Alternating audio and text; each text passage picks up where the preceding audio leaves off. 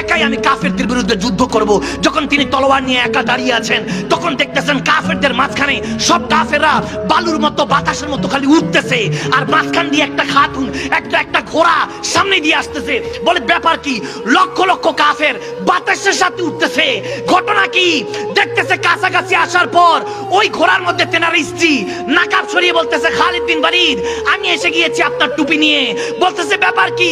আজকে কাফের এরকম বাতাসের মতো উঠতেছে। ঘটনা কি? বলে ঘটনা একটাই, আপনার কাছে যখন টুপি মোবারকটা ছিল, ওই দয়াল নবীর চুল মোবারকেরও টুপিটা ছিল, বিজয় আপনার দিকে ছিল। আজকে আমার কাছে, এই জন্য বিজয় আল্লাহ আমার কাছে দিয়ে দিয়েছে। আল্লাহ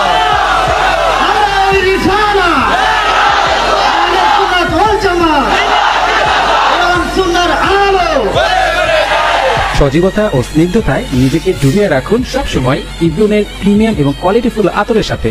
অর্ডার করতে এখনই ভিজিট করুন www.iblun.com।